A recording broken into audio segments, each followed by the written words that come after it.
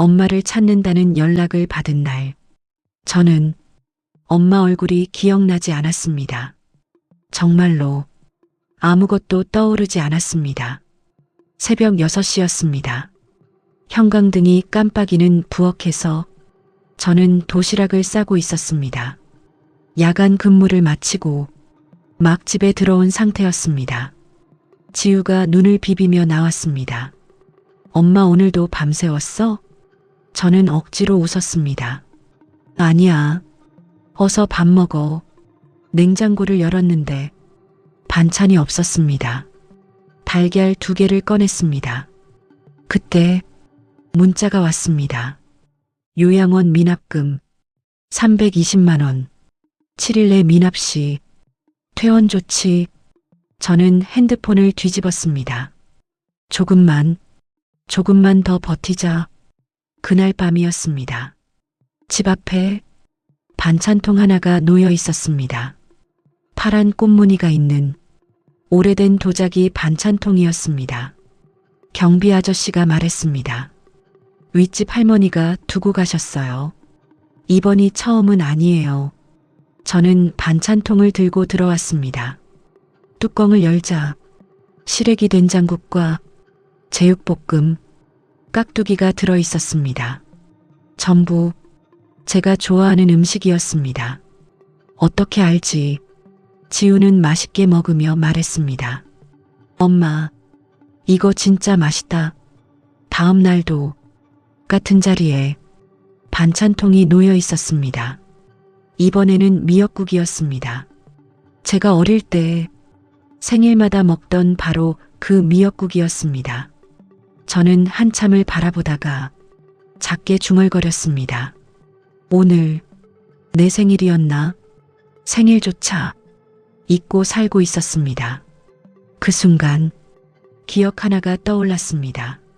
어릴 때 생일날 저는 엄마를 기다리다 잠이 들었습니다. 눈을 떴을 때 엄마는 없었습니다. 그날 이후로 저는 오래 기다리지 않는 사람이 되었습니다. 며칠 뒤 비가 오던 날이었습니다. 젖은 반찬통이 문 앞에 놓여 있었습니다. 뚜껑을 열자 김치찌개가 들어 있었습니다. 비 오는 날마다 엄마가 끓여주던 음식이었습니다. 저는 반찬통을 들어 조심히 뒤집어 봤습니다. 뚜껑 안쪽에 글씨가 있었습니다. 수진이 최고. 제가 어릴 때 직접 새겨놓은 글씨였습니다. 숨이 멎는 줄 알았습니다. 이게 왜 여기 있지? 다음 날 저는 윗집 문을 두드렸습니다. 한참 뒤 문이 천천히 열렸습니다. 희끗한 머리와 주름진 얼굴. 그런데 눈빛은 낯설지 않았습니다. 손등의 점도 귀 아래 작은 흉터도 기억 속 누군가와 같았습니다. 저는 떨리는 목소리로 물었습니다. 혹시 박영숙 씨예요? 그 여자는 손에 들고 있던 반찬통을 놓쳤습니다. 그 소리가 복도에 길게 울렸습니다. 저는 그제야 알았습니다. 엄마였습니다. 제가 30년 동안 원망하며 살았던 사람. 그 사람이 제 바로 윗집에 살고 있었습니다. 엄마가 제 이름을 불렀습니다. 수진아. 저는 돌아보지 않은 채 말했습니다. 저 그 이름으로 부르지 마세요. 집으로 돌아왔지만 도저히 잠이 오지 않았습니다. 술잔을 들고 가만히 앉아 있었습니다. 할머니는 늘 말했습니다. 내 엄마는 너를 버린 거라고. 내가 짐이었기 때문이라고. 저는 그 말을 믿고 평생을 살았습니다. 다음 날 아침 지우가 아무렇지 않게 말했습니다. 엄마, 나 윗집 할머니 알아. 저는 손을 멈췄습니다. 뭐? 지우는 밥을 먹으며 말했습니다. 가끔 학교 앞에서 봤어. 항상 멀리서 서 계셨거든. 한 번은 내가 인사했는데 엄청 놀라셨어. 근데 막 우셨어. 제 손이 떨렸습니다. 몇 년 전부터 지우는 잠깐 생각하더니 말했습니다. 2학년 때부터는 기억나. 근데 더 오래됐을 수도 있어. 저는 바로 자리에서 일어났습니다. 그리고 다시 윗집 문 앞으로 올라갔습니다. 문이 열리자마자 저는 참아왔던 말을 쏟아냈습니다. 왜요? 왜 한마디도 안 했어요? 나는 엄마가 나를 버린 사람으로 30년을 살았어요. 내가 얼마나 기다렸는지 알아요. 왜 한 번도 찾아오지 않았어요. 엄마는 한참 동안 아무 말도 하지 못했습니다. 그러다 겨우 입을 열었습니다. 무서웠어. 내가 나를 밀어낼까봐. 그래서 멀리서만 봤어. 학교 앞에서도 집 앞에서도 내가 웃는 날도 봤고 우는 날도 봤어. 한 번만 말을 걸어보자고 했는데 결국 한 번도 못했어. 저는 울고 싶었지만 울 수 없었습니다. 화가 났고 억울했고 너무 늦었다는 생각밖에 들지 않았습니다. 그때 엄마가 말했습니다. 잠깐만 기다려. 엄마는 방 안으로 들어갔다가 낡은 상자 하나를 들고 나왔습니다. 그 안에는 편지가 가득 들어 있었습니다. 묶여있는 편지들이 한눈에도 오래되어 보였습니다. 엄마가 말했습니다.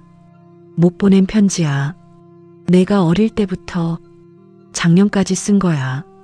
저는 떨리는 손으로 맨 위에 편지를 꺼냈습니다. 봉투에는 제가 8살이던 해의 날짜가 적혀 있었습니다.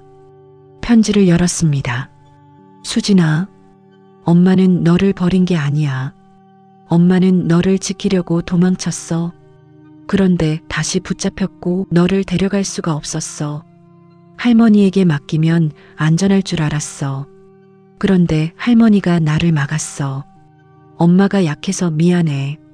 저는 다음 편지를 펼쳤습니다. 오늘 내가 학교 가는 걸 봤어. 가방이 커 보여서 마음이 아팠어. 말을 걸고 싶었는데 내가 나를 모를까봐. 그게 더 무서웠어. 또 다른 편지에는 이렇게 적혀 있었습니다. 오늘은 내 생일이야. 미역국을 끓였어. 같이 먹고 싶었는데 혼자 먹었어. 그 문장을 보는 순간 참고 있던 것이 무너졌습니다.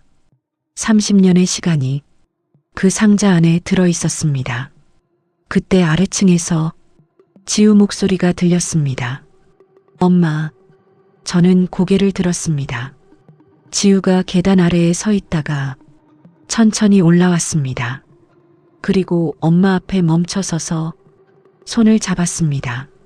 할머니, 가지 마요. 엄마는 그대로 굳어버렸습니다. 저도 아무 말도 할 수 없었습니다. 복도에는 아무 소리도 없었습니다. 저는 한참을 서 있었습니다. 정말 오랫동안. 그리고 겨우 말했습니다. 들어와요. 그날 처음으로 셋이 같이 밥을 먹었습니다. 좁은 주방이었고 말은 거의 없었습니다. 지우는 된장국을 먹으며 해맑게 웃었습니다.